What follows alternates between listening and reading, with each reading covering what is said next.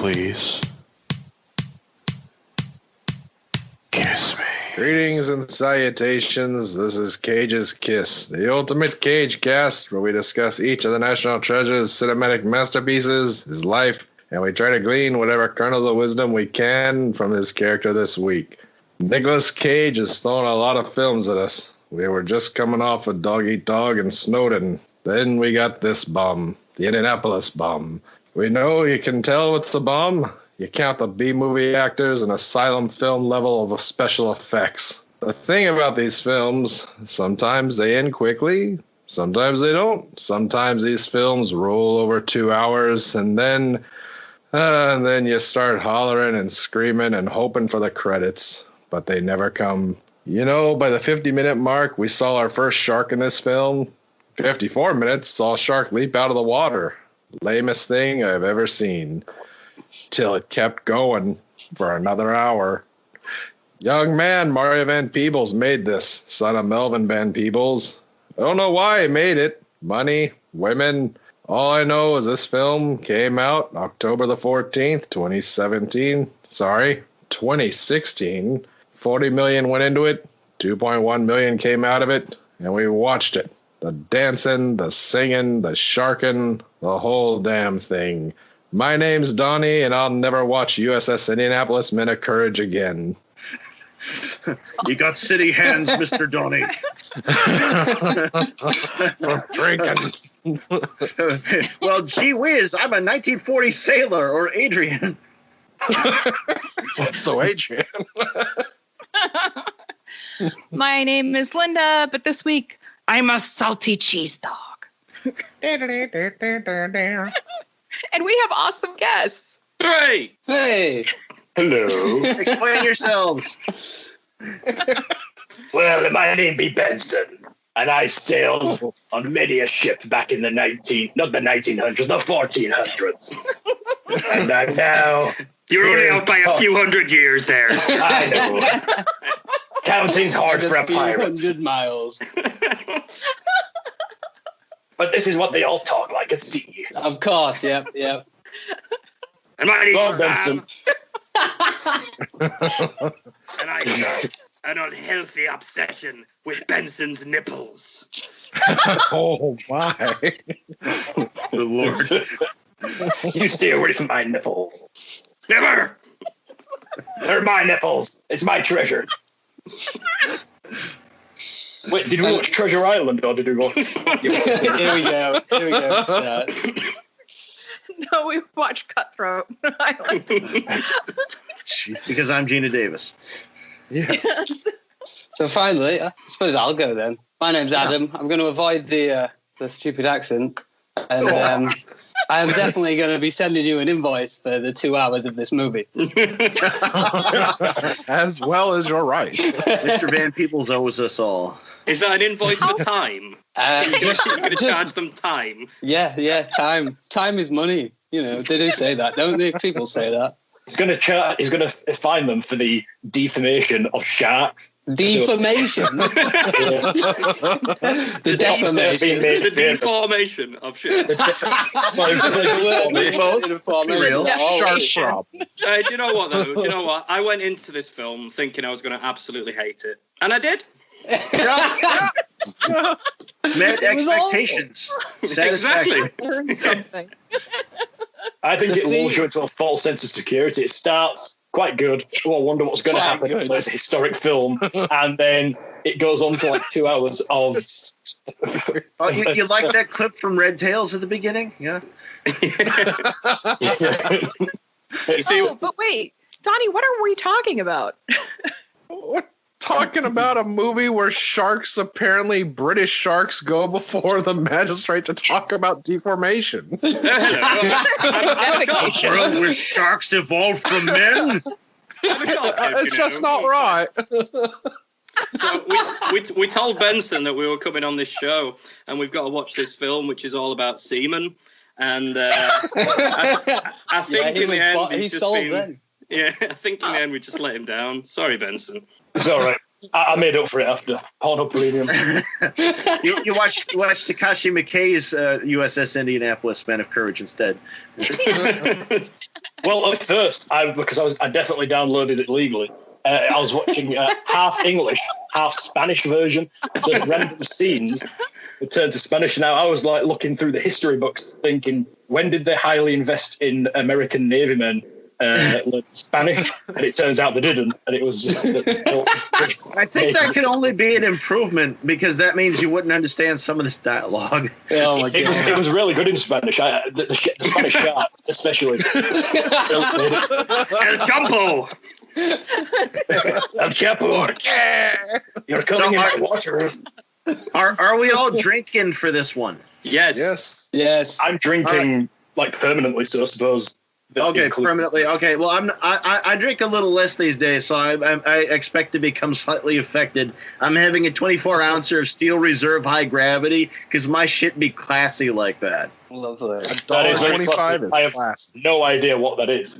They probably don't let you have that in England either. No.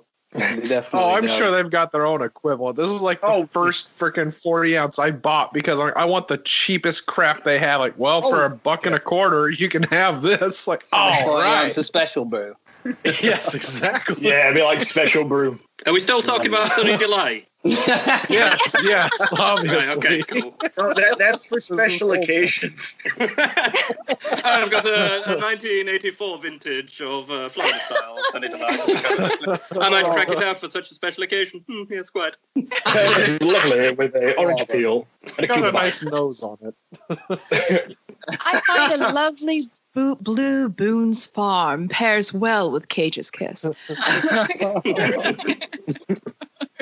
Yeah, we're actually not even talking about the movie. We're just talking about letters we're writing and reading them aloud before telling someone else to deliver them for us. My dearest Annabelle, we had a lovely brunch at the Battle of Antietam. That's a very, very confusing scene, was that one? I didn't know what was going on. I'm like, is he talking to someone or himself or his letter or the page or a chart? I can understand that. Like normally you get like a voiceover as if he was speaking it in his head. Yeah. He was talking out loud, like, talking to the letter.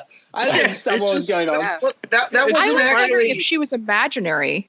No, His I'm wife thinking. was- I'm thinking that wasn't shot for this movie. They told Cage he was going to get to be Alfie, and so he tried to do a talk to the camera. Honestly, it makes more sense if it's just that awkward moment like in the 90s when everyone had the little Bluetooth in their ear and you're like, are you talking to me or are you on the phone? It's like, you're looking at me as you're talking. What do you want me to say? You too can be a schizophrenic. I think a lot of you have missed the point saying he was talking to the paper. He was clearly talking to the pen. In hope that the pen would then write something. Maybe the whole how you all mixed that Yeah.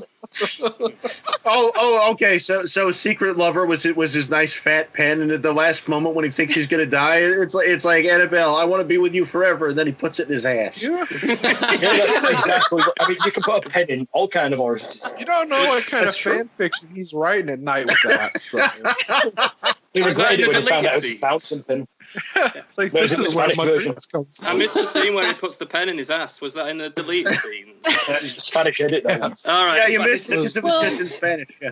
They also took out the scene where he goes back to visit the scene where it sunk and then and then he like goes over the side and he shits out the pen over the side into the water. And the pen then That's flies the into whole the time. submarine. You're thinking Problem too good. You're thinking Titanic. I was thinking Tough Guys Don't Dance. I thought he was going to finally read the letter and realize the truth about the singing and go, oh man, oh god, oh man, oh god. So obviously, this is the USS Indianapolis. Yeah, Men of I was just Courage. gonna say. Easily the longest title we've done yet. Yeah. That's what happens when you get the Killer Rabbit Boys on. I'm sorry about that. Never apologise. It's a sign of weakness. Donnie, did you want to tell our viewers at home or listeners if this movie had a plot? It didn't. I mean, it was some really.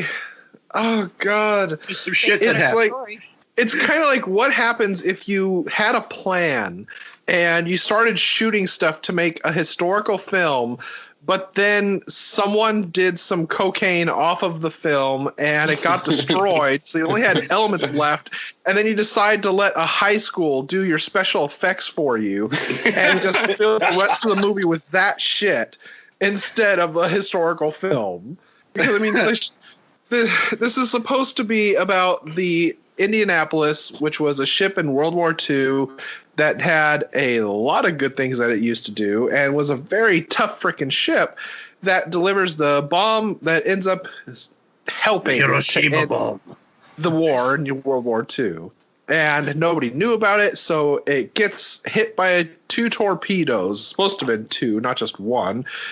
And the ship sinks. Men were known for the worst shark attack in human history at the time.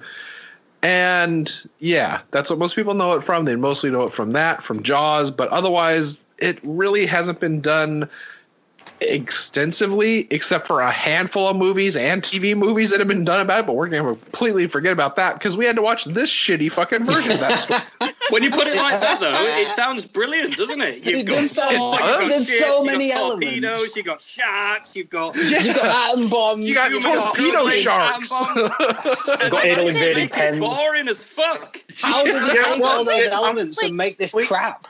You know Exactly. why? It's an amazing story, but No. it's just so shittily executed. That's exactly what I said, though. This movie is the cinematic representation of somebody folding the burrito wrong.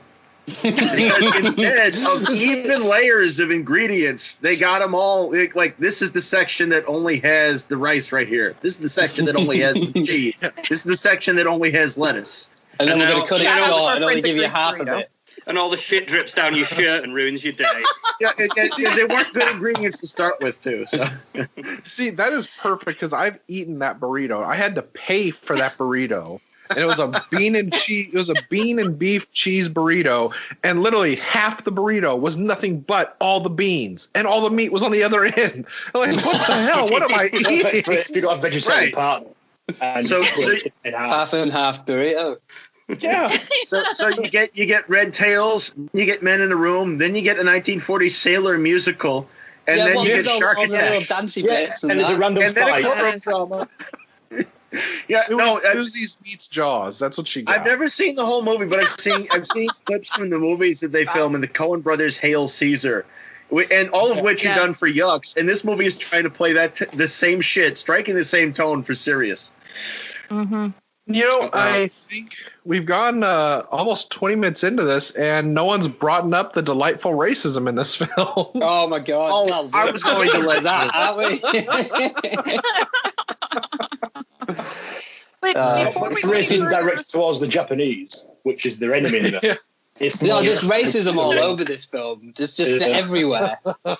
sharkism. Dude, the Japanese general's dad, the picture of him, straight out of some Bruce Lee movie. I was just like, oh, Kill Bill guy. There's flagrant Samurai sword. sharkism as well. The shark is Yeah. out. Only Let's talk about great the whites. sharkism. Come on. There's other sharks. before we go any further, though, in case you haven't caught it, we're finally joined by Killer Rabbit. Hey! This may not be our most organized episode because I'm already having my face go numb. Because we're fucking idiots. You got Killer Rabbit on, the organization goes to shit then. Doesn't matter how much you've prepared for this. Well, gonna get speaking of the organization going to shit, this movie was #1 in Italy. Well, not #1, in fact, #3, behind Spider-Man: Homecoming and War for the Planet of the Apes. Really? Oh, God, they really had a- Homecoming came out that far ago? In the Italian box office, he beat out the teen drama Before I Fall and the Chips movie. Okay, well, that explains it. I was going to ask, was there nothing else? What else was on? Yeah. No, it wasn't #1. No. But it did. There actually was a brief U.S. theatrical release, apparently, but it was just for Veterans Day. So this did not have been released in American theaters because why would it? Yeah. It didn't please them as much as Battleship, apparently. It was a mean- Mississippi battle shit. Actually, 2 of the actors were in Battleship, too, so. I'm not surprised. There's some. This is when Donnie mentioned Mario Van Peebles here, son of Melvin, and Mario's son is in this. Mandela Van Peebles. He Yes. plays Theodore the poet. But Mario Van Peebles, you may remember his screen debut where he plays young Sweet Sweetback in Sweet Sweetback's Badass Song. Yeah. He gets on the woman and transforms into his father. We also have some returning Cage people here too from Bringing Out the Dead. Oh, yeah, right. Because Mr. Sizemore, poor Mr. Sizemore, from Wind Talkers, who, by the way, was in and out of rehab all throughout this century and was getting in between various allegations and being sued by people whose allegations have been thrown out of court. Perfect time to film something. Yeah, a lot of movie stars will get on like ecstasy, you know, or coke or heroin, but Tom Sizemore got onto meth. Wow. The classiest of drugs. You're thinking like, you've been in Oscar-winning movies. Why are you doing meth, for the love of God? It's racist. I can't help it. As my ex's new boyfriend said, I'm a recreational meth user. To be honest, this film drove me to meth, so there is that.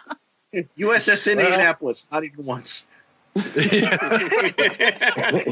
It's a good movie on meth. This is your brain on USS Indianapolis. Let me take a minute to illuminate some of the talent behind the camera, though. Because there were two screenwriters, one of whom was Cam Cannon, who wrote A Haunting at Silver Falls, which sucks. And the other screenwriter was writer-producer Richard Riondo del Castro, who produced Rage. Yeah, he did Rage, the Cage movie we did before this, which is probably the worst movie ever made. And like this one is filmed in Alabama. A brilliant place to make a film. Yeah. Plenty of really meth. fucking place to make a film. Well, and it has Thomas Jane. Yeah, he's in there. Yeah. Yeah, Thomas I didn't recognize any of the actors in this at all. No, did I. Nicolas Cage. He was in There it. weren't many. Yeah. He was in the Spanish edition, but he's only visible when you're on meth. Well, you know, maybe if you didn't know that he could tune in midway through, you'd be like, who's this old fat bastard who kind of looks like Nicolas Cage? Well, Thomas Jane was married to Patricia Arquette from 2006 to 2011, so for 5 years and 1 month. And Nicolas Cage was married to Patricia Arquette from 1995 to 2001, so 6 years and 1 month. And that makes them Eskimo brothers, or as they called them in Stolen, Milk Brothers. I thought that was Rage, where it was Milk Brothers. Was it? I don't know. We're fucking trapped in Rage right now, which is the stupidest fucking movie ever. But if you listen to our episode on Rage, like basically it was I have like, listened to that. Okay, so yeah, that's the one where there's no fucking hope. There's no fun to be had. It's just fucking torture. Much like this week's movie. So much happened, and yet so much didn't happen. So much could have happened. We were all talking on WhatsApp about it because we've all been watching it over the last couple of days, and all of us have sent a message through saying, "How is it still going? Yes. When will it end?" Yeah. It's like this has got to be ending soon. Marshall, just end. I imagine when you get to Purgatory, you watch this film. I started it showing in the waiting room. Then the interviews, then the credits start. 2 hours. Then there's photos beside the credits. Oh yeah, it just never. There's just no point. It never ends. It was horrible. Oh, let's have a look at how similar the actors. I just stopped it right after Nick Cage blows his brains out. I'm like, thank you for that. Just a really nice cherry on top of the film on it. Really good ending that you could have got behind. He kills himself. The same thing. It's really missing some final element. What should we do to the tape? They should Just have in shown case this a movie shark wasn't bad behind enough. him. Kill yourself. There was a shark behind him going, kill yourself. It started okay, though. It started all right. Do you think it started? No. I don't know. I don't know. Well, there was a bit with the Wilhelm kamikaze scream plane. in the first 2 minutes, Oh, and I Jesus. thought, I'm here for this. Oh, you I only were really encouraged? watch films for the sound effects and the Foley, and there was a Wilhelm scream, and I'm like, I'm down for this. And then every time there was a submarine on screen, whether it was outside or inside, you got the little pingy sonar noise as The well. machine that goes Just ping. in case you hadn't realised it was a submarine the by the machine that fact goes- that it's a Designed to make all the submarine. difference. You I know. love those little audio cues. It really helped me. I was like, what the fuck's that thing floating in the It was- water? it was hard. The noise. It was hard to One work thing out was submarine with how quickly it I love the emerged from the fucking water. and the music from like the first half. It's like, Oh yeah. Oh, wait, the music. Do you like the bit where the sailors come over to the house that they think looks like Terra, even though it doesn't, and then they put on a phonograph of jazz, which somehow comes in with crystal fucking clarity, even though it's on a fucking ceramic record. What the shit? yeah. Before we get back to what Linda was saying, God, this just really pinches my nipples in a bad way. But like, I'm all how about is that. it- I'm all Sam, about calm down. How can a toy submarine in the water for Das Boot look so much better than what the fuck we saw in this movie? My personal favourite bit of effects was when the submarine came out of the water without disturbing any of the water around it, and then submerged again within about 5 seconds, because that's how it works. Yeah, because that's a Klingon submarine right there. It's got the cloaking device. That's it. Even the water doesn't know it's there. No, it doesn't. There's no idea. We're hidden from the water, but not from human eyes. It's a Michael Moorcock submarine. Yeah.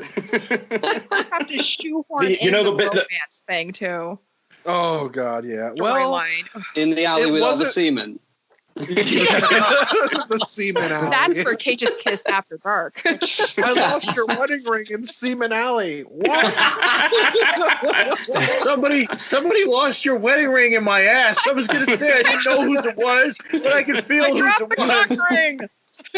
Honestly, the love story was not as 4-star as just eye-rollingly horrible as it was in Pearl Harbor. I was going That to, yeah. was So 3 hours of a love story. it's the fact that Pearl Harbor's caught as a romantic film. We got off light compared to Pearl Harbor. Big praise. Talking about special effects, the one that annoyed me, so the lowering the crate into the boat, the nuclear bomb crate, atomic bomb. Why did that have to be CGI? Why couldn't they just film an actual box getting lowered into a metal hull? Why couldn't they just use the shot over again from Wishmaster or the Relic, because it just looked like it was? And if you're going to do it CGI, then make it look like an actual box instead of a cartoon image in front of real people. So Just an animated pulls you clip. out. Great. That pulls you out, but everyone in the movie is riveted by the welding going on behind them as they're talking about the atomic bomb on the ship. Loud ass Why would we do this welding, inconspicuously? shooting off sparks onto their carpet. Yeah. That was the most inconspicuous place to do it, whilst they're having a conversation about the contents. Let's So, head secret device, huh? It's not about that Manhattan project that nobody knows about, is it? Wink, wink. No, nothing to do with that. Don't react well to bullets. Nothing to see here. Definitely not a bomb. I repeated, it's not a bomb. Wink. I think my favorite part in the whole movie was when the one of the sailors is throwing up over the side of the raft. Oh, God damn And it. the shark just comes up and That was great. Is that deep blue Shark sea? ate vomit. It was about to eat the whole guy, but somehow it's just worse that the shark ate his vomit. This movie had a lot That of was another leaping thing. sharks. With Like each, a lot of leaping sharks. with each shark attack, they used the exact same stock image of a shark that existed like the Discovery Channel. And It's a then little some bit. bubbled water with blood, and then a scream. It was and they used the exact same 3 clips on every Yeah, shark attack. that's all they could afford. apparently Yeah. it was actually with a mechanical shark that they had No, like created mechanic. specifically for this. Well, maybe there was and maybe Is that there what they wasn't, spent all but the it money wasn't on? on set with the sailors. I think is so. The thing well, okay. Well, I don't think the shark coming out of the water with the face, that was CGI. I think the mechanical one's the one that's always swimming around next to him, and they're like, "Oh, hi, Yeah. shark." It's the one that's just not bothered at all. It's like, oh, hey, look, it's a shark. Oh, God, there's no glass. Maybe they'd be Good eaten job, by buddy, sharks less if their freaking lifeboats weren't bottomless. Yeah, that's cool. Great job, baby.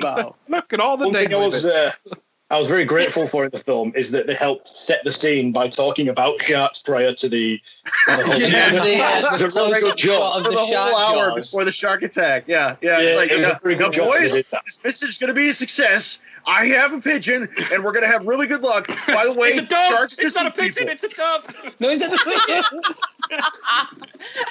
He was so burnt about that. He was so burnt about that. They It's a proper pigeon took that and to not heart, dove. didn't he? He He thought did, that yeah. was a dove for 13 years. As soon as I that think guy he said was- that, he was like, I fucking hope you get bitten by a shark. You bastard." He's gonna get fucking eaten. After that, though, he went off messaging the Japanese. He was like, "This bastard here, like, this is where we are." Get these fuckers.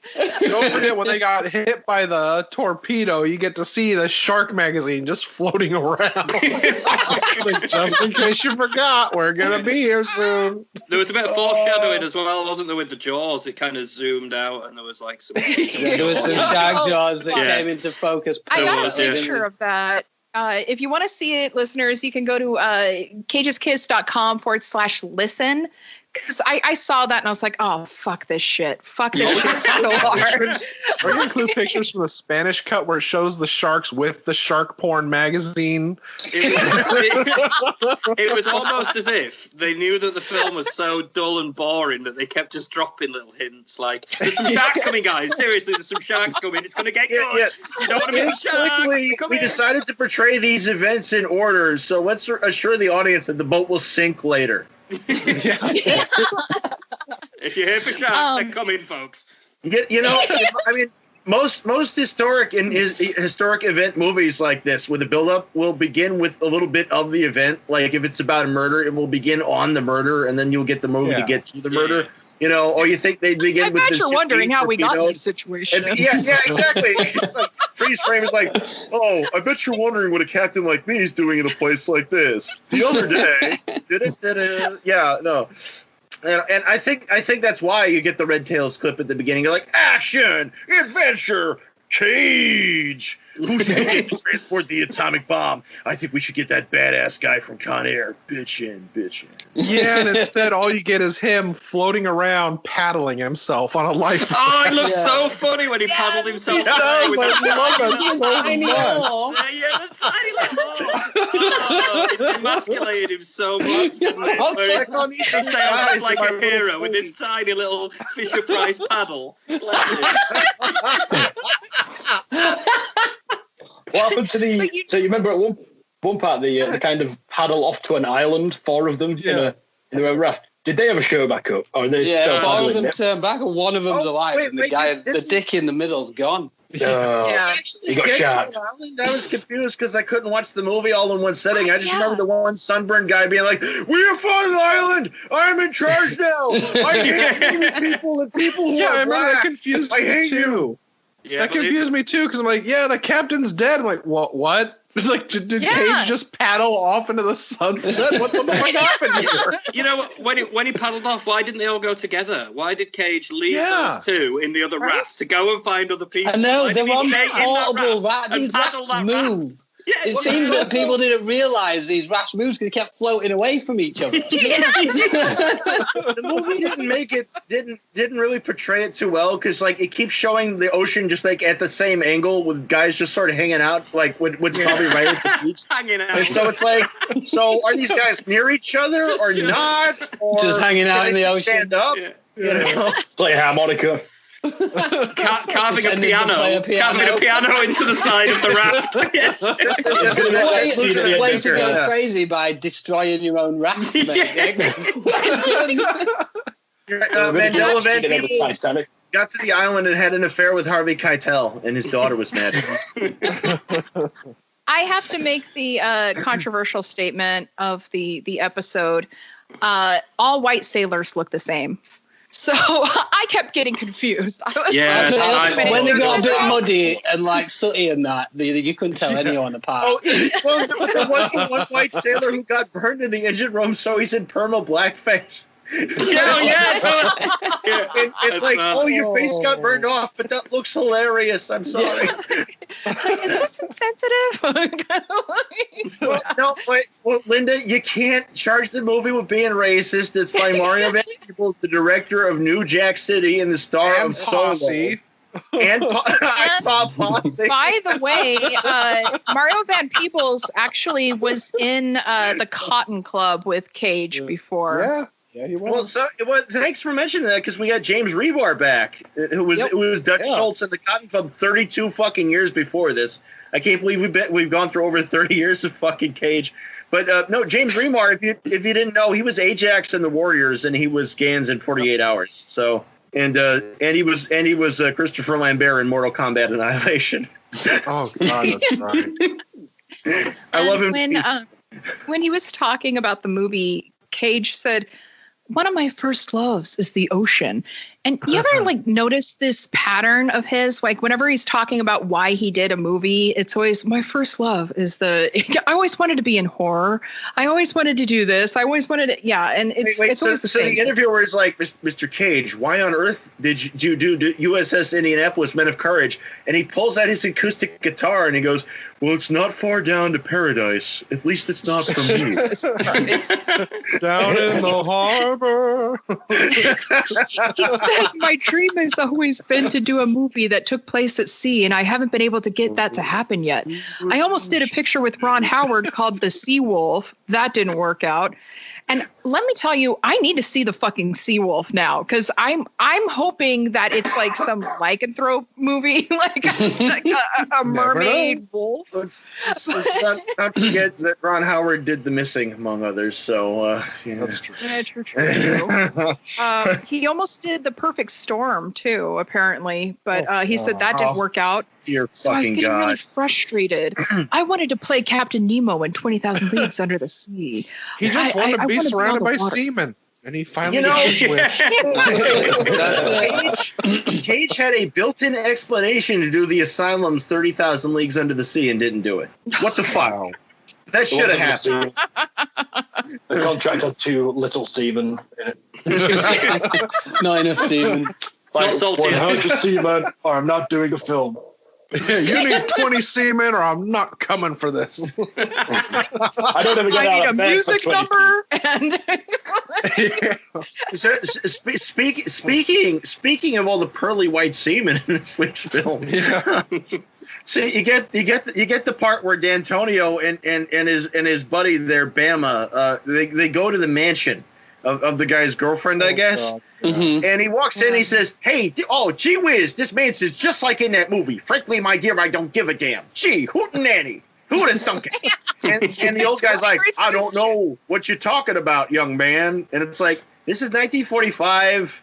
Gone with the Wind was the highest grossing, still is the highest grossing movie ever. Nobody hasn't heard of Gone with the Wind, you fuck. What the fuck? Fucking made up shit. He just didn't like semen coming into his house. I guess I really didn't. I don't want no semen on my daughter. The semen Semen all everywhere. over the furniture. I don't want it here. too late, he Get out. got her in trouble. Oh, fuck. yeah, they got her Yeah, in trouble. every time the sailors are in port, they're always dancing or they're fighting, and it looks like they're dancing, like fucking West Side Story shit. Yeah, put him up. So this is like Fuck you, Bobby Jules. Jones' stroke of genius. This is your squeaky clean biopic. It's like, gee whiz, it was neat when everything was Jake, the 1940s. And speaking of Bama, it was played by Matt Lanter, and apparently his grandfather was a survivor of the Indianapolis. Well, I thought you were going to say it was played by Bam Margera. Yeah, that Really too. survived himself. Yeah, he just did not survive the movie. There's a few people in Band of Brothers. They had a few people that were grandsons and things of people who survived World War That II. makes sense. Yeah. I mean, I had a grandpa in the Korean War, but this movie isn't about that. So There was one touching scene at the end of the film. Oh yeah, Yeah, with the Japanese guy.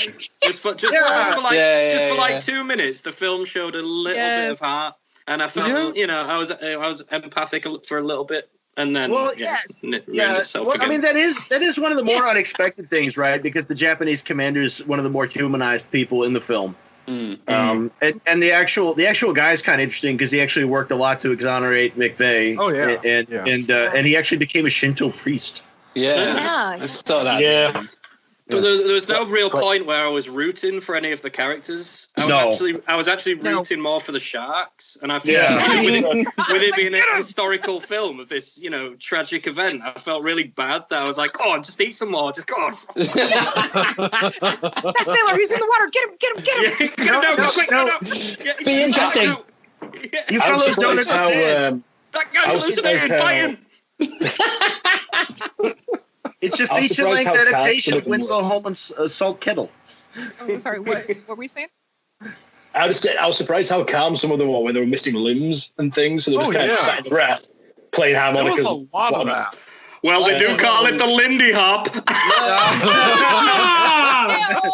God, that was so bad. Ba-zing. You don't need both feet to do the Lindy Hop or to be a junior G-man. Everybody knows your girlfriend just wants to be with me because I dance. You see, there was obviously What an did she say undertone about there. his dancing? Yeah. When they were dancing and she was talking to that guy, she said something about the guy. Can anybody remember what that was? I can't remember. Gee, I hope you don't get eaten by a shark. Yeah, that was it, yeah. Just randomly in the mansion. He's so good at dancing. I hope I don't get eaten by a shark. That was I'm sure it was something like, "Ain't he a cool drink of water?" Yeah. something was like like- that. Ain't Yeah. he something? Yeah. Yeah, it was The something beast like that. It needs was to catch me out. it was some stupid slang like, "Isn't he just swell?" It was something like that. God. I need to know what that was now. I'm going to have to watch it again. No! I have it running That silent in the background, and it's just making me glad this is the last time I will ever see Silent run deep. it. That's right. I don't care how you do it. You have to sink the Bismarck. So, speaking of losing things, Linda, is it time for your segment? Do you really want to talk about that? I do believe it is. What's that segment? God damn it. I got his clothes. Oh, clothes off. All you get is a stripper with pasties in the club, in like the dark club, which would have never fucking happened back then if there was dancing. But in the beginning, they're all getting drunk at the club. And I don't know if that's the Del Castro or if that's where they're having fun. But yeah, that's it. Yeah. Do you know why this Making was sure. rated R? Sharks? Shark I think pond. it's- Too much it's shark pond. It's rated Yes, R for for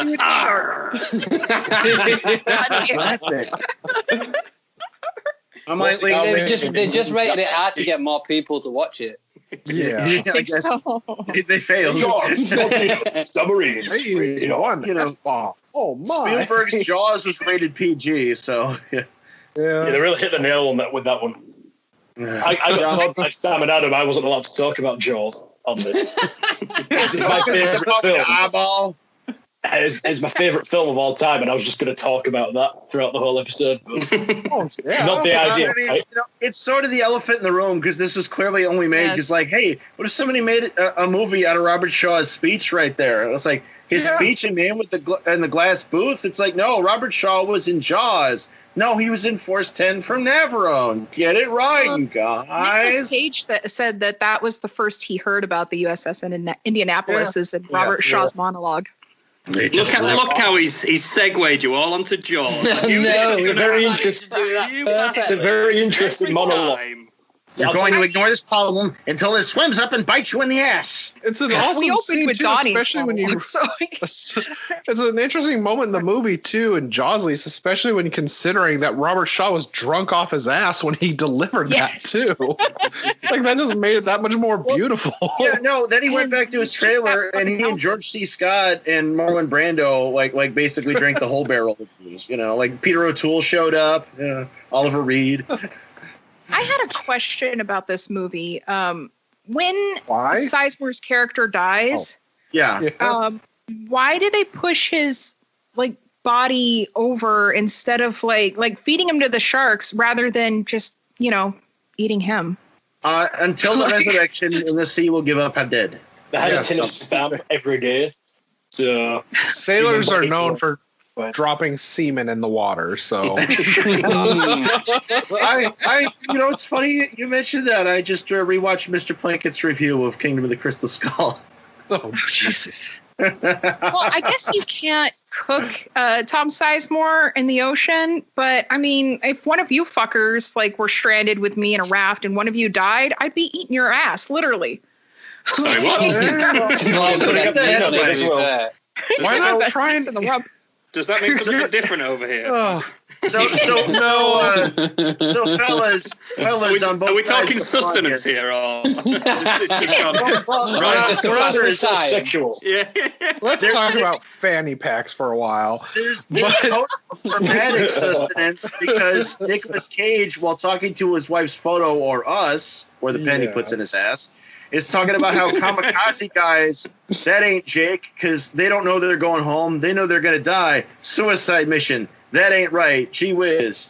And then he is immediately sent on a suicide mission. He's like, yeah, that's cool. I'll do that. Yeah. It's not his job to question why. That's what he said. Right. Yeah.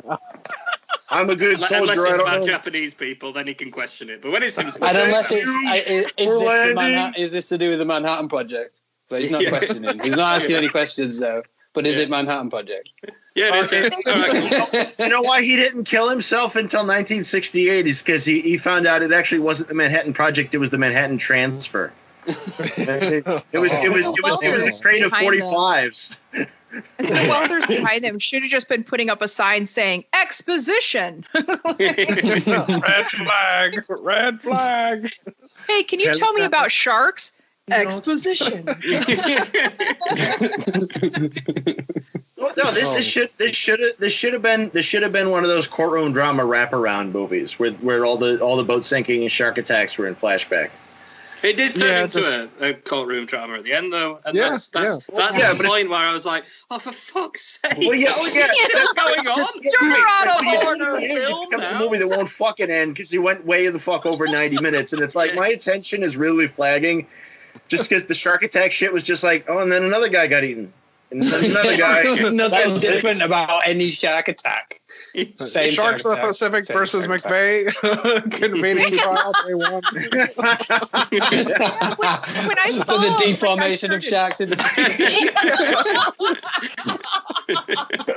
I can't get around on my own because Mr. McVeigh injured my fin. He broke one of my teeth. God damn it. He killed my mom, he did. He hit me in the eyeball, and it hurt a lot. And then I just went down back the whole to your thing. ass eating.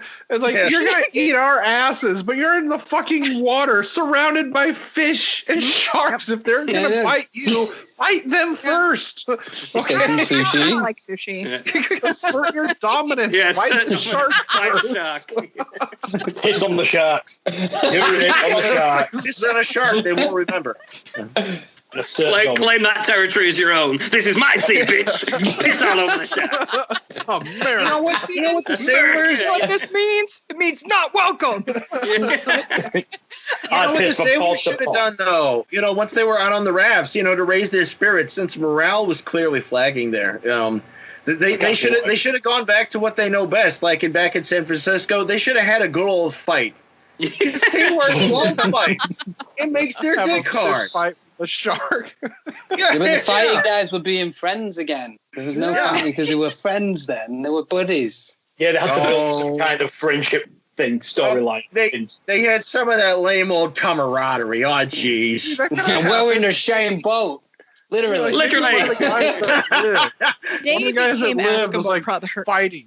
Yeah, like the guy's fighting sharks and starts fighting like a great white, like a 15, 20-foot great white, and then they're suddenly friends, and he's swimming on the back of the shark to an island. He's like, yeah, you're all right. You get to live. Here you go. Aquaman. Yeah. And that's how I became Aquaman. They should have had Slim Pickens in this then, taking his hat off, riding the shark. So, what did that's your. I bet you're wondering how we got here. Moment. Well, we've been mostly talking about the faceless white people, but what about the Theodore character, Mandela Van Peebles, the one with the book, who writes his boat dick poetry. Yeah. Oh, Who yeah. makes His people little feel dirty better book. with his poetry.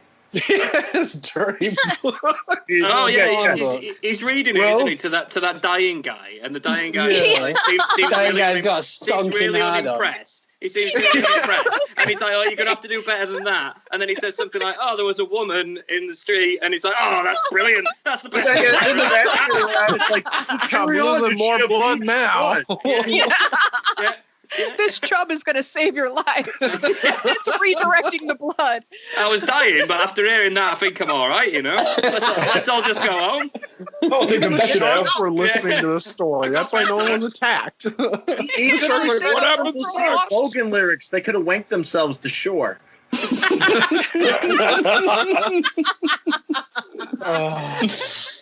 More semen in the ocean. Yeah. Yeah. Well, I feel happy. speaking of more semen in the ocetion, I had to go through Semen film lot, reviews. a lot of reviews. I mean, Yay. a lot. The last Well, you two do that circle hard backs work you've so we done don't have have- been speaking of eating ass, and then speaking of semen in the ocean. You have the no only kind idea of how segues often we I do understand. those segues. I think that's going to have to be our subtitle. Speaking of eating ass. It's going to be the title of my biography. Sorry, Donnie. Oh, God. This is the longest one I found that wasn't about, let me tell you how real seamanship is and real fuck. history is. Because there was I a know lot the of- torpedo hit on the wrong side of the boat. Boo! Yes. It's like, this one starts, 3 stars is generous. This is just so sad. Well, give it USS 2 then. Jesus. Oh, they gave it 1. Like, what the hell? They gave No, it there's 1. numbers below that. That's Oh, they gave it 1. One. Why They give did it 1 start with star 3 stars? because Yeah, why would you there's say 3 stars? a majority of the reviews were 3-star reviews. Okay. Right, I see. Right. Okay. Okay. That makes a bit. Now we've got a bit of context. Yeah. I was thinking at first too. I was thinking the same thing. Like, what? Yeah. There's 1 and 2, right? Yeah. But they go, the USS Sorry. Indianapolis deserved to be a big budget, well done movie, a la Titanic. This is just sad. Such a great story of heroics, and this movie is anything but. The writing and acting are miserable. So the first half is just a series of obviously staged shots. Nothing It's is a just- film, right? It's Yeah. it's the house big camera. The reality show. USS Yeah. Indianapolis. I was don't think expecting a this is real at documentary. all. This was These guys are fiction. clearly acting. Nothing in this movie seems realistic at all, and they are just trying to survive in the water. I don't know where this is shot, but it seems to be shot in a lagoon, not in the open sea. Like, there are swells, the water just laps. Like you were in a lake as they are entering the water. You can see everything visible in the ocean. In the ocean, generally, the vision is minimal. The writing and screenplay is mediocre at best. This was truly awful and pretty much unwatchable. I don't enjoy writing a critical review. I just can't recommend this movie. It fails woefully short. How sad for him. Of all the things to pick up on, and they're worried about how much of the sea you can see. What's Not the- choppy enough that sea. Yeah. It is a little distracting, like in open water, where it's like they're just beside the boat, right? Like, oh, we're gonna die out here. We're gonna die. It's like, no, just climb back into the boat that's got the camera, man. It's fine. I'm upset. Why didn't they just reanimate the corpse of McVeigh? They could It's have. not authentic at all. Well, if he'd been put on trial by the Catholic Church, that's how they would have done it. I mean, minus the reanimating. They would have put a costume on him Donnie. after he was dead. But next is, this version is more cartoon than movie. It takes away from the tragedy. I have come to believe that if Nicolas Cage is in it, it's more farce than fact. It was so obviously fake that I quit watching it. There are better documentations of the tragedies than this garbage. It's comparable to Michael Phelps racing a great white shark. Please do not waste your money on this C-grade movie. It wasn't Cage's fault, though. No, Cage but he is the does only have one who you can actually listen to through the entire thing. Yeah. yeah. And again, If it how wasn't for can you him not? talking to his pen. How can Exactly. he his pie and he ain't even mad? Yeah, how can you not love it and just get a little warmth in your heart when you see him paddling away on his little boat? I expected it for him to carry on. He paddled off and then he made friends with the shark. I don't need this movie. That was national treasure. This is bullshit. One of my favorite shortest and final ones here was awful human interest backstories, awful physics. A ship weighs quite a bit more than a zero. A hit on the bow won't register on the bridge, not even counting the weight of ocean water it displaces. Cage has been in an unusually high number of terrible films lately. They just had to go and bring Cage's movies into this while discussing weight displacement. It's actually inaccurate, though. When you think about it, like, this movie is actually the horrible bring down from what was actually a pretty good patch for us. Because we had roughly 3 fairly decent Cage movies, and then this. Yeah, he started kind of improving, and like the Trust in Doggy Dog. I just straight up like those, and Snowden's okay. Well, the NSA approves of that. Yeah. Well, they are listening. They're our most loyal listeners. Hello. Hello. I have not eaten anybody's ass. Yeah, you say that now. The proletariat areas and consorted with the prostitutes. But I'm sorry, Donnie. Do you have any others? Oh, God, no. I didn't want to go through any more of that shit because it was literally just littered with I am a war veteran. I am a veteran of this. I was there for 9 years.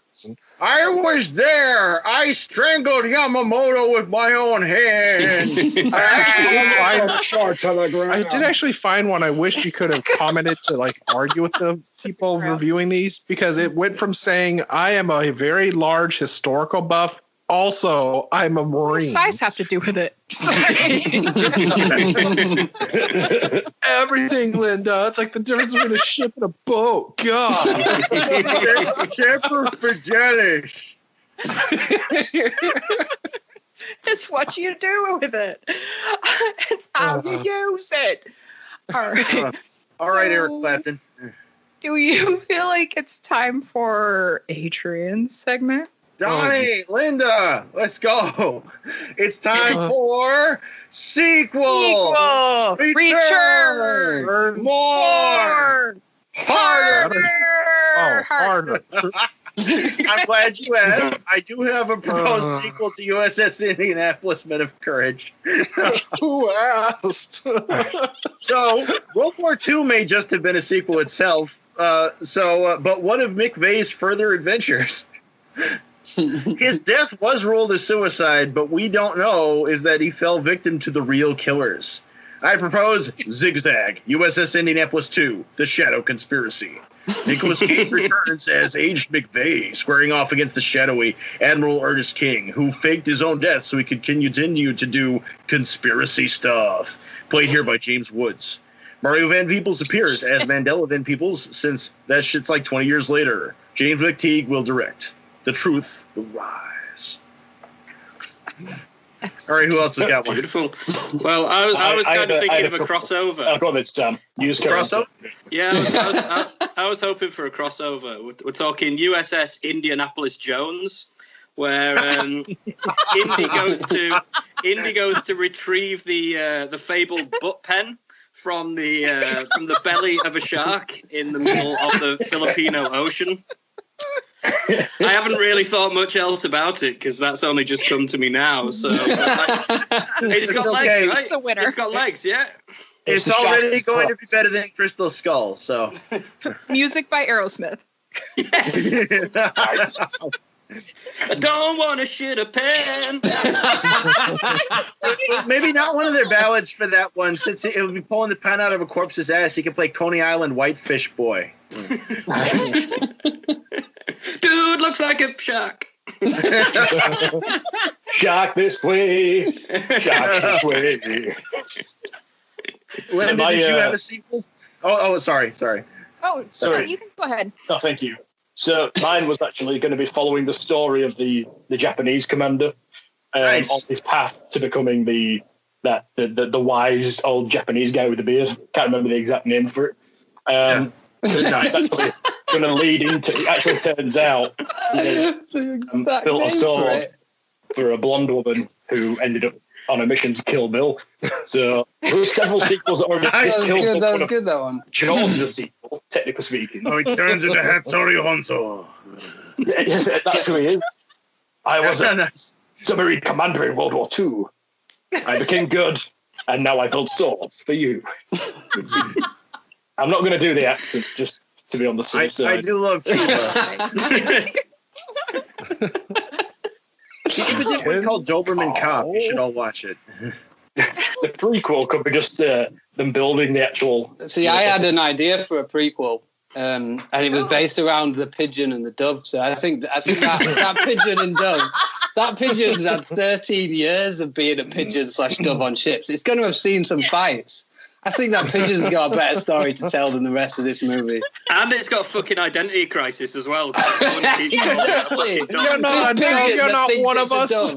If you give that to Pixar or whatever, that movie will win Academy Awards. They'd be like, oh, it's a metaphor for being trans. It's brilliant. Yeah, exactly. This is The Guardians of the next Indianapolis. Pixar movie. But if you make it about the building of the ship, do you have to call it Elvis Costello's USS Indianapolis? For my idea, I'm sorry. I actually put some thought into it this time. How dare you. All right. Every year, one of the surviving sailors goes back with a ship armed with nautical weapons and dynamite, ready to eradicate the sharks to avenge his fallen friends. When Nanaue returned home from his Rumspringa with the sharks of the Yellow Sea to find his family and his whole shiver gone, because as it turns out, a group of sharks is called a shiver. Go figure. When he finds them all gone, save one.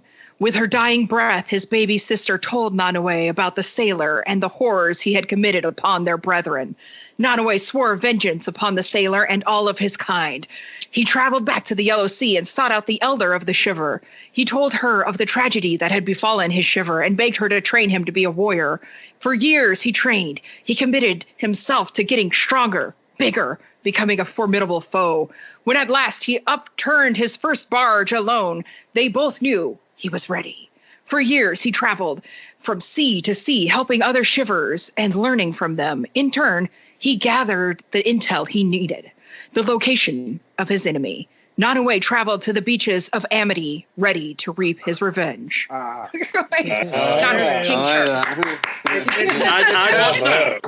watch that. Linda, it sounds like you kind of accidentally Legend of Titanic there. Now you need a giant cute octopus. Yeah. Oh, Jesus. Well, yeah, in my version, he goes on to Jaws, and he's also King Shark. So, yeah. Hooray! Yay! And he's the Emperor Jones. But we know what happens at the end of Jaws, so... Yeah. Or do we? You're not going to turn evil, are you, Anakin? Maybe I should be. Donnie, did you have one?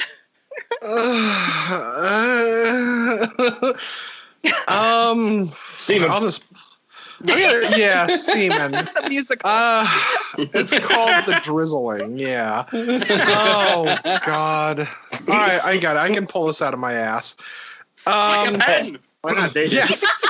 This is going to be the space battleship Indianapolis. It's the year's 50,028-1. All right.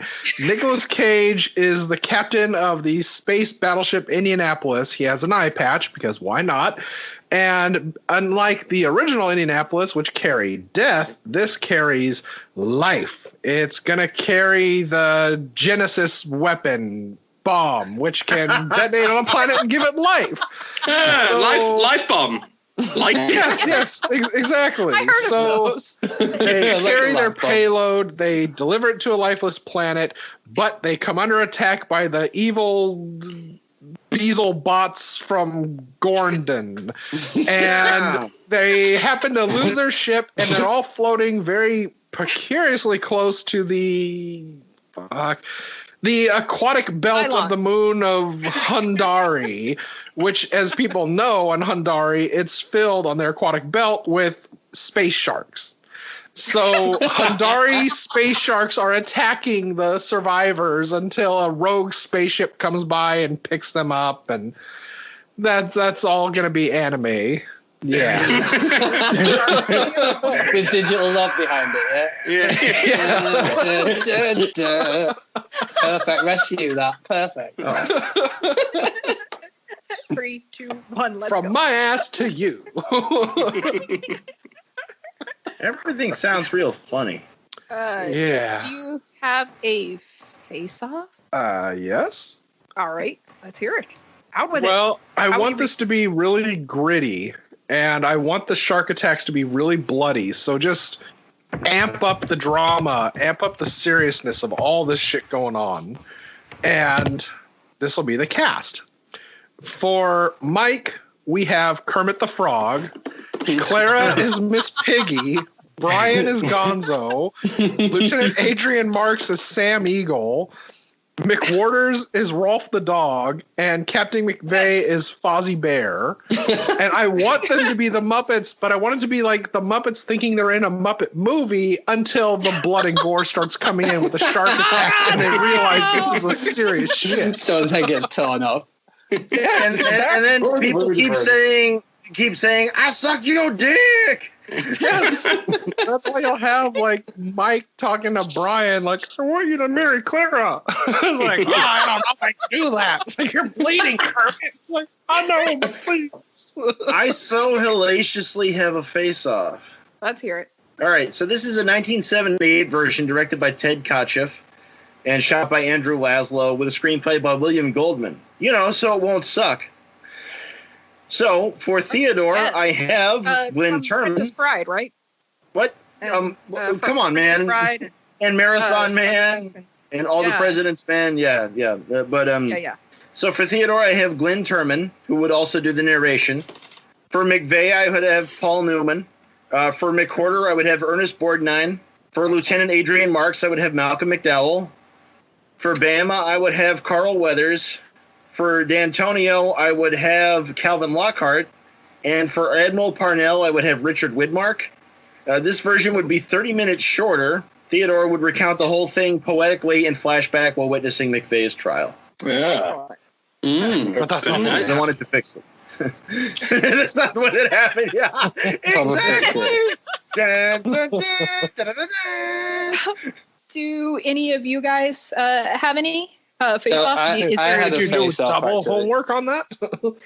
I had a face-off, so I wanted to change the full direction of the movie here. So you know the chef who spits in that dude's food? Yeah. Who's he played by? Okay, so we're going to recast him with Chris Tucker, and then we're going to take Nick Cage, and we're going to recast him with Jackie Chan, and we've got Rush Hour on the boat. Oh, God. You know, Rush Hour in Jackie Annapolis. Chan just knocking out some sharks, and that it's going to be bad by this film. Which one of so y'all much gave me? better. Rush Hour is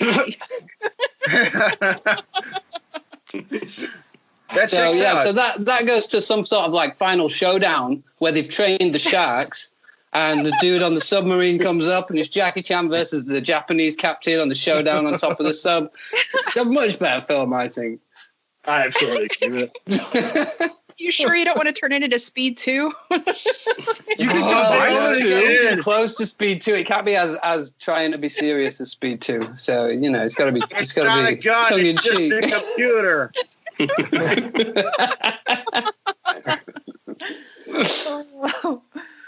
The one that I would swap, just because this actor is already well known for maritime films. He was in Hunt for Red October, and that's Sean Connery in The Place of Yes. the Cage.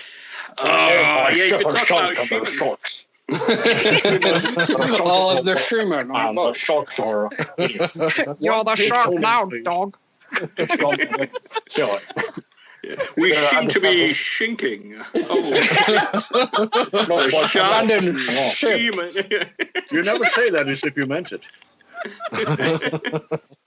Sorry, lads, we've only got spam. We've got no goulash today. Oh, the spam! The spam, of course. The I forgot all spam. about the spam. The little You know, chunks of if spam you- they're eating. It's like a If you two-inch steak. import the whole cast, you get Tim Curry and fucking Sam Neill. That's pretty bitchin'. Yeah, yeah. That would be a pretty good We film. also have a Yeah. Christopher Lambert walking on this bottom of the sea What can't you? while he's in the raft. Yeah. I like your place, Brenda. So that'll be my only recast. Just more Okay. for the I think that's vocal an awesome qualities choice. Good John enough. Connor. Good enough. I like it. Anybody else? Sham, did you get one? I didn't pre-think of one, no, but if you replaced all the sharks with the cast of The Little Mermaid, that would be pretty cool. So they're all shit in the pants and like, oh my god, I'm gonna die. And then Sebastian Bonner just comes jumps up and the guy Yeah. kicks him to death with the oars. Like, what are you doing? You're ringing the dinner bell. Hops on Sebastian singing Under the Sea. Yeah, exactly. Much That better. is Yeah. fantastic. Up comes Ariel with a freaking mine. I collected this boom ball. That is fantastic because that's a great little lead into mine because I almost went actually I almost went with Ariel. But okay, for my director writer, I have Gary Truesdale from Disney. And Captain McVeigh is played by John Malkovich. The sailors are all played by James Adomian. And the sharks are played by Ron Funches, who did King Shark in DC's Harley, the cartoon, Harley Quinn. And it's fucking amazing. But and then I have a stowaway girl who I guess will be Clara, and she's going to be played by Zendaya. And it's going to be a musical cartoon with lovely musical numbers like Hunchback of Notre Dame. Again, Sharks are coming to get us. And I It's just eating my ass. It's eating my ass. It's eating my ass. Well, you know, I mean, there are numerous soundtrack improvements that could already be made. For example, putting Styx on the soundtrack. I'm sailing away. Said But no if you been Ron cause Funches for the as, virgin sea. all the sharks. I think the Oh canon my version God. would be better. Yeah. Oh shit! Man, no, The you can put production Grand Funk value. Railroad on there, closer to home. Yeah. I think we need to make that now. It's quite funny that you mentioned John Malkovich because I said that to Sam and Adam earlier. I said, "Can you imagine if it was John Malkovich?" Oh, and the ship is just sinking.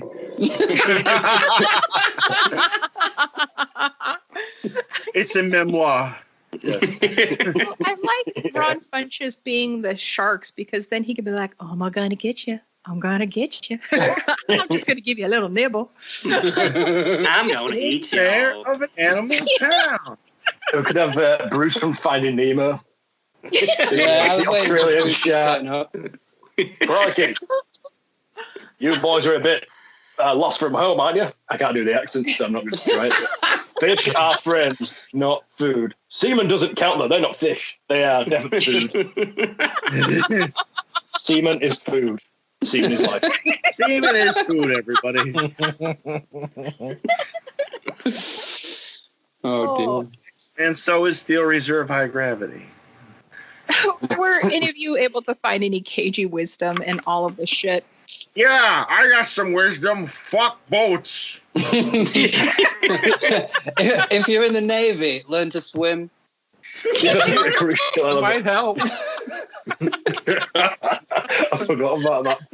What a Can't woeful even tragedy. We're on a boat, but we can't swim. Oh, the humanity.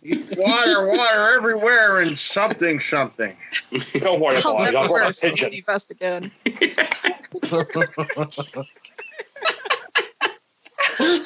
We'll save the pigeon till all the rations have run out. Everyone's staring. That's what at happened to mouth it, isn't it? water. That's exactly what happened to that pigeon. Fuck. Yes. He only gets so much squab off of one, man. We're He gonna ate put the it pigeon himself. underwater to let us know when a shark is by. If the pigeon's dead when we bring it up, there's a shark. Is it sinking? No, he's going down to check. Can we just pretend that they opened the cage and the pigeon flew away and everything was fine with the pigeon? I feel awful now. That's the real tragedy here. I can't believe you made me think that. That was the only character I connected with in the entire film. It had the best dialogue, to be The fair. misidentified pigeon. The pigeon's expression is a perfect mirror for the audience, where it just sort of darts around looking like, what's going on right now? I have no conception of this. Why is The this entire not thing over? was from pigeon vision from then on. It was just flying around watching it. And we just got a pigeon's eye view on the entire situation. That must explain why everything's so oversaturated. Okay. This explains everything. Why I always felt like I didn't fit in before. I'm a pigeon. They couldn't go with like literary symbolism. Like it turns out he's got an albatross in that little cage. Okay, what He's carrying it around his neck. Gets out. What if, bringing this full circle with Cage Cast, what if the pigeon was in trouble and Nick Cage saw it and then screams out birdie and then transforms himself into a human-sized bird and saves the pigeon and then flies off, forgetting everyone else he was with because he remembered his life of wanting to be a Birdie bird. felt like it should have been World War II. I always wanted to make a film where I was a bird. Yeah. There you go. Just never had the I'm going opportunity. through love. Be a bird. USS Indianapolis, man of cowardice. What a silly film. Hero. I had a good idea of what movie we were covering. I, too, did my duty. But as a woman, I find no honor in it. If we were in Japan, you would not be called on to testify for this. Wisdom for this movie, I guess it's forget the fact that we taste horrible to sharks and that after they bite us, they generally let us go because like, oh, dear me, I don't like this at all. And then you just kind of Let me go for another bite, though, just to make sure. I wanna make sure how much I good. Terrible. I ordered this human well done, and it's clearly raw. Send it back. No, carrying sharks. They keep trying to send the sailors back. You call this tender? You call yourself a school? No, not myself, no. Mr. May I Captain speak to McVeigh, your if king? that is your name. Oh, no, I drank all my beer. You win. So, was there any other wisdom to be found in this heap of shit? It changed my life. To not Changed my make life. film in the first place. Just to, Stay on the boat. write the title page of the script and go, you know what, guys? We'll leave this to the professionals and let them do documentaries about it. We're not going to do this film. And then go on to name. We're going to need a bigger raft. It's We're completely gonna need changed my some life. bottoms to these rafts. I don't know why they didn't shoot the whole thing at like sea level, you know, with the wave like lapping over the edge of the camera. That way it would look less boring and you'd feel more like you were trapped in the sea instead of in a shitty movie. You're very aware you're trapped in a shitty movie.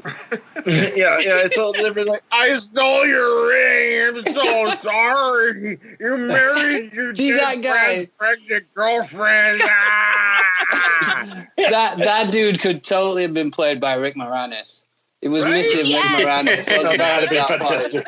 I don't know, a couple of I've times been wearing early your on, I think, cock like, is ring. Eddie Deason in this? You know, like Eddie Deason in the Arnold's thing. It's like, we certainly are 1940 sailors. Yeah, we sure are. Why? The whole film, it's a very emotional experience. It's it's taught me to love myself a lot more. It's taught me that in a world, if everybody's telling you that you're a pigeon and just one person thinks you're a dove, Then you can that be a dove. dove. If you want to be a dove, you be a dove. All right? I'm a beautiful Thank you, butterfly. Nicholas. I'm Thank you, still Nicholas. standing. Thank you. I'm still strong. You're the best dove you can be. Yes, exactly. Oh, All so you wait, need so is the- dove. So the soundtrack should have been done by Madness. All soundtracks should be done by Madness. Yeah. There's a shark at the bottom of the torpedo. On the wings of a House in the pigeon. middle of the Whoa, street. whoa. It's Madness. Welcome to the house of sharks. Sharks! Shark Bill. Now it's bit my leg. Welcome to the shark's den. Now it's bit my other one. I'm bleeding all over the boat, and more sharks are coming my way. Oh, fuck. I'm going to stick this pen in my ass. Ouch. Kind of. Think about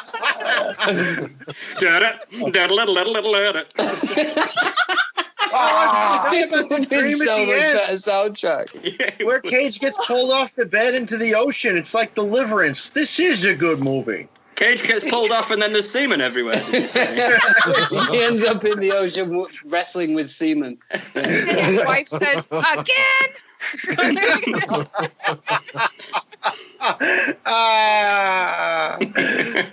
Things are. Oh, that day. Oh.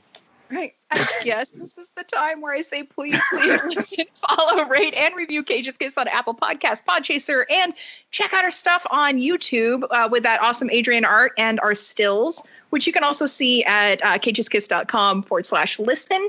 Also, check out our Patreon at patreon.com/cageskiss. And, you know, you can give us money for good things like, you know, meth. So we can support our meth habit. So we don't have to pay for this film and we can buy meth instead. And just like Tom Sizemore, we'll leak our amateur sex tapes. Eating ass. Amateurs. Eating ass and putting pens in rectals areas. Rectals? Rectals? What's a Rectal rectal? pens. Pens in the rectals. You could do a pen or you could do a ladle handle like in Gozu. I'm not up to that level yet. I'm still on We gotta work out to it. Yeah. You're still on the little stylus that comes with a phone. Yeah, he doesn't have the elasticity down there at the moment for that. He's working on it. As a health and safety message, I would advise to remove the lid prior to insertion. The lid doesn't always, and then if you let off a bit of gas or wind, or if you fart, Take someone's eye out. it has a little whistle to it, and then it You're pops saying out. if you got prolapsed right now, we'd see like an inverted signature on there? Is that what you're saying? Essentially. That was my rectal signature. Stamp of approval. I guess we should also say that congratulations to our damn selves, because we are the #1 podcast on Podchaser in TV and film. So go on. How did that even happen? Go you. Well, dear listeners, this is a rare one because I'm wasted again, so I'm just going to reissue our challenge. Show us your. You need to link us to those things you believe to be unwatchable, and we, with our asses of steel, will endure and report back. Especially if you made those things yourself. Yeah. Show us your things. We watched Poop Fighter. Yeah, that was awesome. I've just got to say, you can't say show us your things when Benson's around. Yeah. That is not You're lucky advisable. you're not on camera right now. Yeah. I've already taken Put it a away. picture. On Broomflix, we ask for people's kitten pictures, so we say, "Show us your kitties." So, I mean, We would have reached it.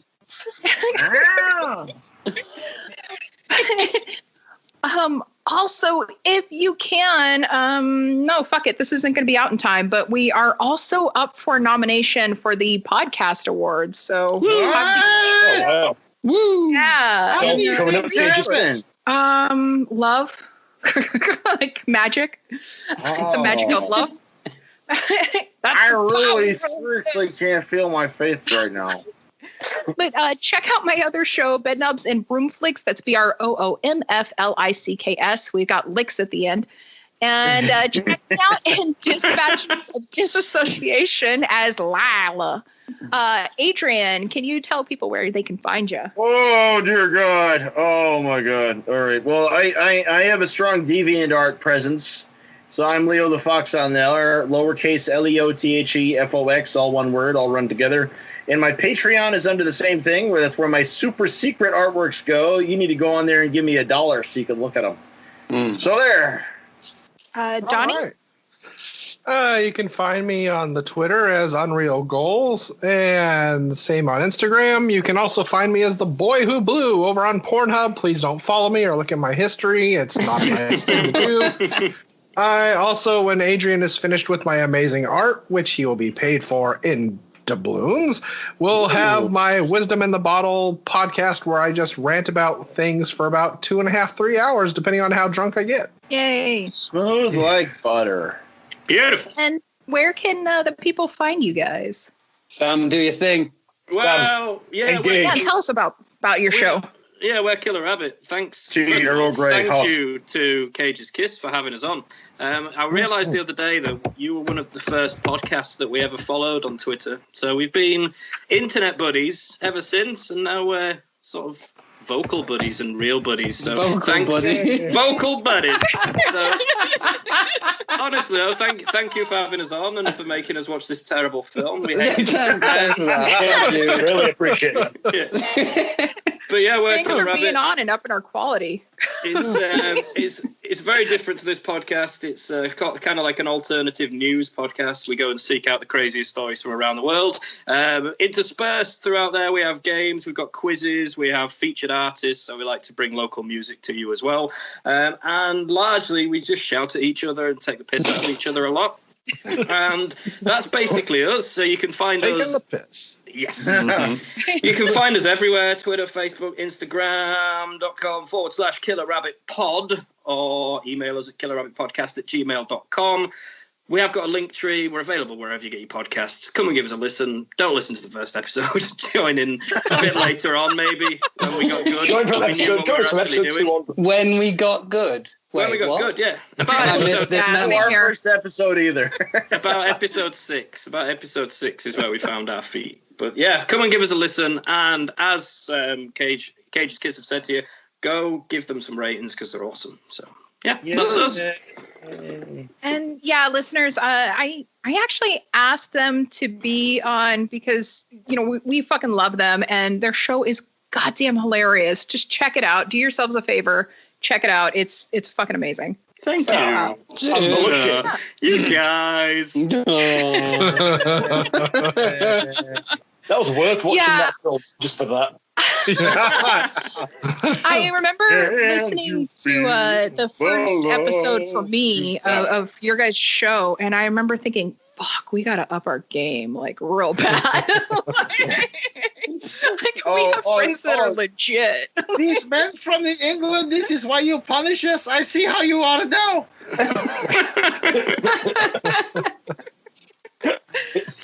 Are we the first Yorkshire folk you've had on the podcast? From Yorkshire. I'm guessing you've not had anyone on from Yorkshire before. People don't know what Yorkshire is, Sam. Oh, right, okay. Yeah. I failed geography. I went to public school. England has different parts. They don't all talk the same. No, Yeah, that's They true. don't? We're all a bunch of Californians who are in Washington State, if Yeah. that helps anything. If it's preferable, I mean, we can. Well, it's kind of the end of the episode now, so there's We can put an no accent point. on. Yeah. Yes, we can. That's where the pudding's from. It is. Yorkshire is where the pudding is from. That's all you That is have to exactly think where it is. about. Yes, absolutely. Yorkshire pudding. Oh, you guys will be hearing from us next week when we cover Army of One, which you can rent or buy in the usual streaming places. I have no idea what I'm no. in for there. I've never seen that before. Cats and torpedoes. What I heard. It's the niche of Nick Cage now. At least it's not based on that Army of Two video game. I heard that was the most ridiculous thing ever. It's not bad, but it goes on a little long. But as you shall see next week. And until then, I just want to thank you guys again for joining us. You're thank you. awesome. Thank you. And it's nice to get out of the house every now and again. But Benson, you're in the nice house. Of you to fly the 6,000 miles. How are you understanding this? Benson, where are you right now? We're not all in the same room right now? What am I seeing? No, we're not. These people are coming closer to me. Who are 6 feet they? apart. No angels, God, please, no angels, I don't want to die. You guys, this was a great experience because we have learned to forgive each other as former adversaries. Perhaps one day we can forgive ourselves as podcasters. Konnichiwa. All right. Cage.